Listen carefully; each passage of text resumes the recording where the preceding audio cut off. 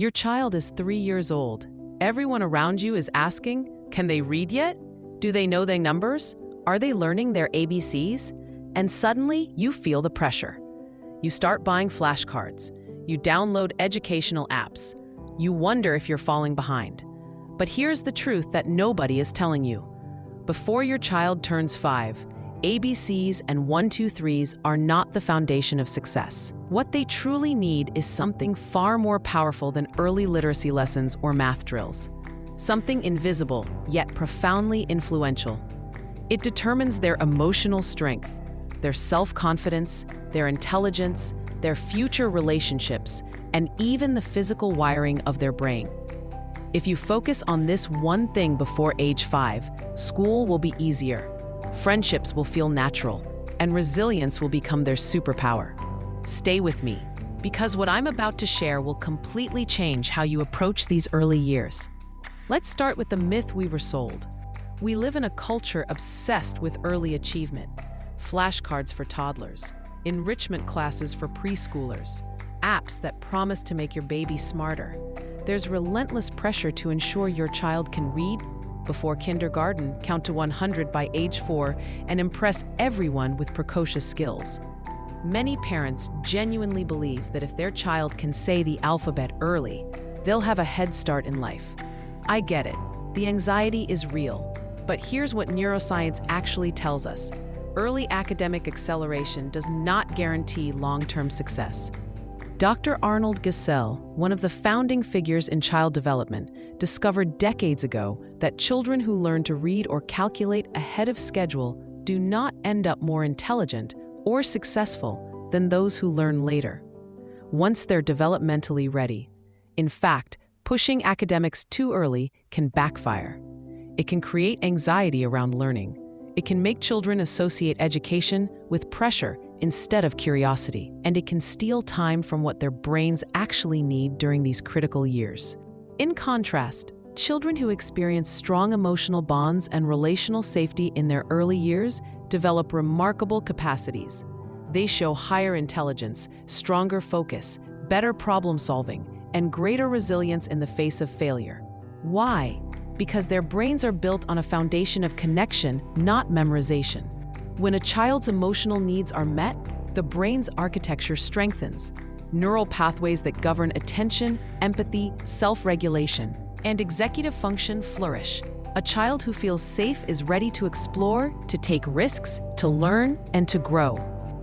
Harvard University's Center on the Developing Child confirms that a child's early emotional experiences literally shape the wiring of the brain. This isn't abstract psychology, this is biology. The connections formed in the brain during the first 5 years determine how a child will handle stress, form relationships, solve problems, and pursue goals for the rest of their life. And those connections aren't formed by flashcards. They're formed through responsive, loving relationships, through play, through feeling seen, heard, and safe. Before a child can learn phonics, they must first learn, I am safe, I am seen, I am loved. Before they can solve math problems, they must understand, my world is predictable. I can trust the people around me. I can make mistakes and still be okay. Here's the truth that changes everything. The brain prioritizes survival before learning. When a child feels anxious, ignored, or pressured, the thinking part of the brain, the prefrontal cortex, shuts down. The child goes into fight, flight, or freeze mode. But when a child feels calm and connected, the brain opens up. Curiosity thrives. Learning becomes effortless and joyful. A calm nervous system is far more valuable than a child who can recite their ABCs at age 3. So if you're watching this and feeling the weight lift off your shoulders, if you're realizing that maybe you don't need to push academics so early, if you're ready to focus on what actually matters, do me a favor right now. Hit that like button, drop a comment, and tell me, have you felt the pressure to teach your child ABCs and numbers early? Let's talk about it. And subscribe to the Parenting Blueprint because we're here to cut through the noise and give you science-backed strategies that actually support your child's development. We also have a membership with 2 exclusive levels that offer early access to videos, bonus deep dives, and a community of parents learning these principles together. If you want to raise emotionally strong, confident, resilient kids, Check it out below. Now let's continue. So what do children actually need before age 5? If you truly want to give your child the best foundation, give them these 3 things: emotional safety, responsive love, and play. These 3 ingredients build the neural foundation for every future skill, academic or otherwise. Let me break down what each of these means and why they're so powerful. First, emotional safety. This means your child knows deep in their bones that they are safe with you. Not just physically safe, but emotionally safe. They can express big feelings without being shamed, dismissed, or punished.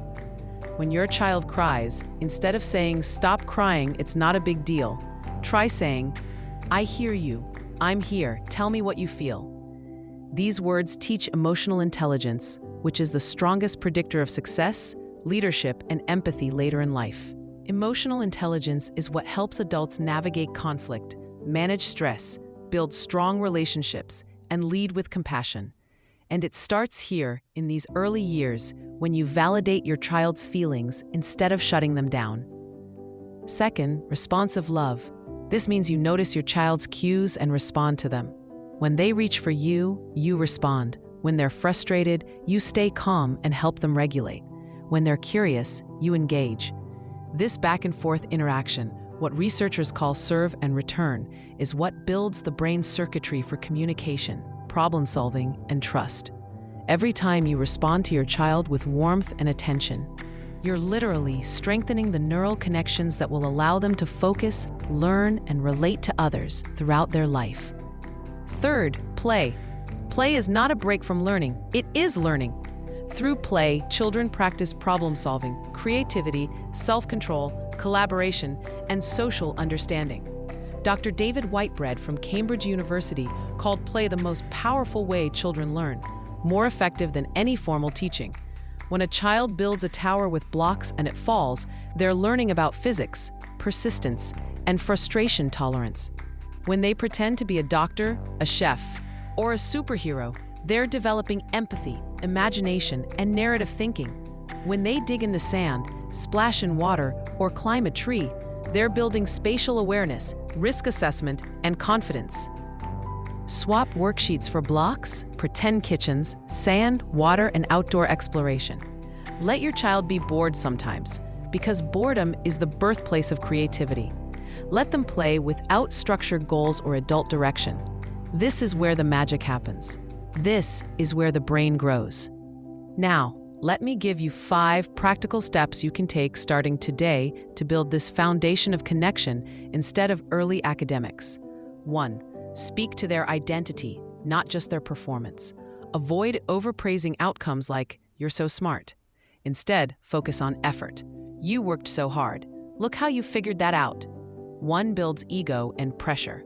The other builds resilience, grit, and a growth mindset. 2. Narrate their world. As you go about your day, talk to your child naturally. "Mommy is washing the red cup. You're putting on your blue socks. I see a bird in the tree." This kind of everyday conversation builds vocabulary far more effectively than flashcards or rote memorization. 3. Protect playtime. Your child doesn't need a packed schedule of activities. They need unstructured time to explore, imagine, and create. 4. Stay calm during big emotions. Your regulation becomes their regulation.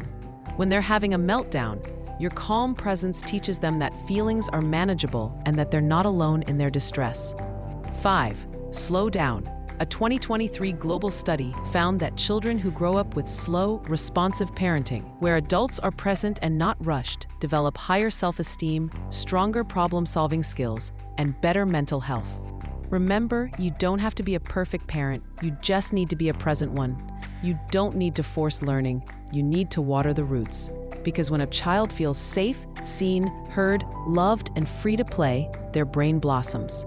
Learning becomes joyful, confidence grows naturally, and everything else, including ABCs and 1, 2, 3s, falls into place when the time is right. Let's talk about what happens when you get this right. When you prioritize emotional safety, responsive love, and play over early academics, you're not just making childhood easier. You're setting your child up for a lifetime of advantages. Children who feel emotionally secure in their early years enter school ready to learn, not because they already know their letters, but because their brains are wired for curiosity, focus, and resilience. They can handle frustration. They can ask for help. They can persist through challenges. These are the skills that predict long-term success far more than early reading or math ability. They also form healthier relationships because they learned early on that their feelings matter, that connection is safe, and that people can be trusted. These children grow into teenagers who communicate openly with their parents. They become adults who build strong marriages, meaningful friendships, and collaborative work relationships. Emotional intelligence, the foundation you build before age 5, becomes their greatest asset. And here's the beautiful part. This approach is actually easier for you as a parent. You don't need expensive programs. You don't need to become a teacher. You don't need to stress about milestones. You just need to be present, warm, and playful. You need to put down your phone during meals. Get on the floor and build a tower. Read the same book 17 times because your child loves it. Acknowledge their feelings. Laugh together. Go outside and explore. These simple, everyday moments are what build strong brains and strong children.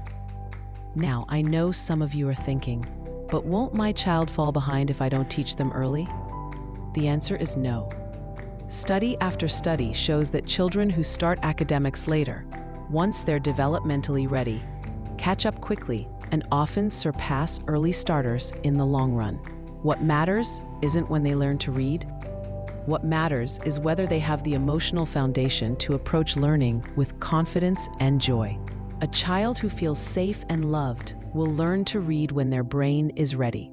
A child who is pushed too early may learn to read, but they might also learn to hate it. So here's the golden takeaway, the one thing I want you to remember from this entire video. You don't need to force learning. You need to water the roots. The roots are safety, connection, and play. When those roots are strong, everything else grows naturally. Your child will learn their ABCs. They will count to 100. They will read, write, solve problems, and thrive. But they'll do it from a place of strength, not anxiety. From curiosity, not pressure, and that makes all the difference. Before we wrap up, I need to hear from you. Hit that like button if this relieved some of the pressure you've been feeling. Drop a comment and tell me, what's one way you're going to prioritize connection over early academics this week? And subscribe to the Parenting Blueprint for more videos that help you raise emotionally healthy, confident, resilient kids. Share this with a parent who's feeling the pressure to push academics early. They need to hear this message. Remember, your child doesn't need to be the smartest 3-year-old in the room. They need to be the most emotionally secure. And when you give them that gift, you give them everything. The confidence to try new things, the resilience to bounce back from failure, the curiosity to explore the world, the ability to form deep, meaningful relationships. That's the foundation that lasts a lifetime.